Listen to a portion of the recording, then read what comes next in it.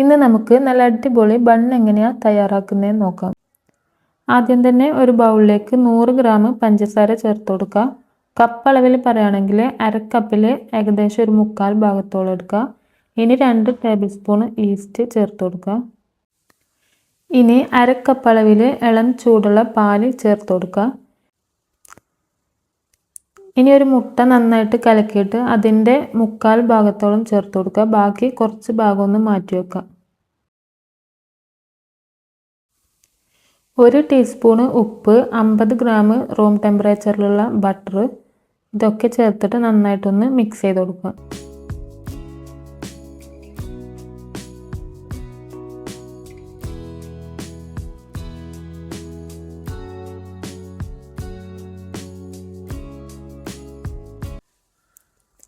ഇനി 250 ഗ്രാം മൈദ ചേർത്ത് കൊടുത്തിട്ട് നന്നായിട്ടൊന്ന് കുഴച്ചെടുക്കുക. കൈകൊണ്ട് കുഴച്ചെടുത്താലും പ്രശ്നമൊന്നുമില്ല. ഞാനിവിടെ ബീറ്റർ ഉപയോഗിച്ചതേ ഉള്ളൂ.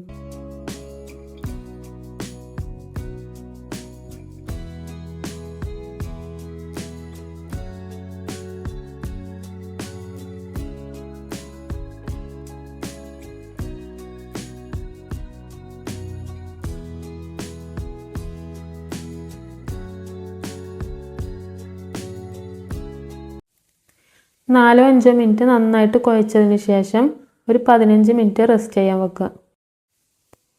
15 മിനിറ്റിന് ശേഷം ഒന്നുകൂടെ ഒന്ന് ബീറ്റ് ചെയ്തെടുക്കുക. ഡോ നല്ല സോഫ്റ്റ് ആകുന്നത് വരെ ബീറ്റ് ചെയ്യാം.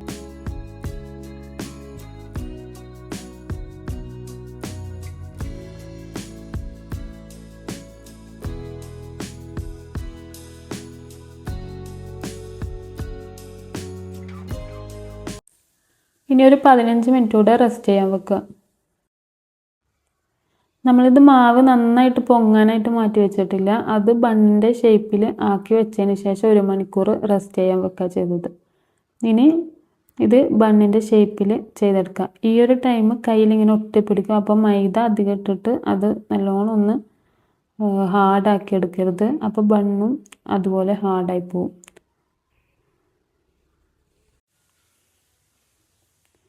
കയ്യിൽ നല്ലോണം ഒട്ടിപ്പിടിക്കുന്നുണ്ടെങ്കിൽ മാത്രം കുറച്ചൊന്ന് മൈദ തടവി കൊടുത്തിട്ട് ഇത് ബണ്ണിൻ്റെ ഷേപ്പിൽ ചെയ്തെടുക്കാം.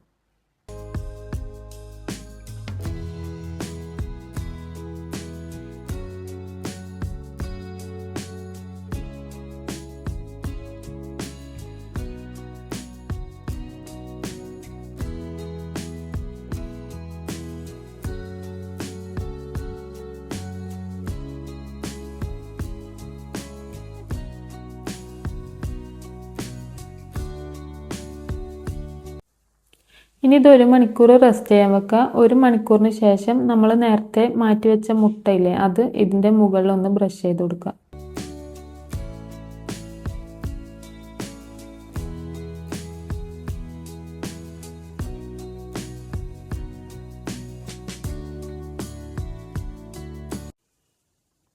ഇനി വൈറ്റ് എള്ള് അതിൻ്റെ മുകളിൽ കുറച്ചൊന്ന് ഇട്ട് കൊടുക്കുന്നുണ്ട്.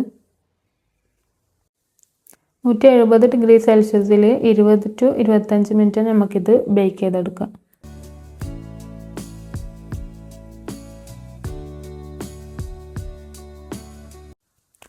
അപ്പോൾ ഇതാ നല്ല അടിപൊളി ബണ്ണ് ഇവിടെ റെഡിയായി വന്നിട്ടുണ്ട്. അപ്പോൾ എല്ലാവരും ഒന്ന് ട്രൈ ചെയ്ത് നോക്കാം.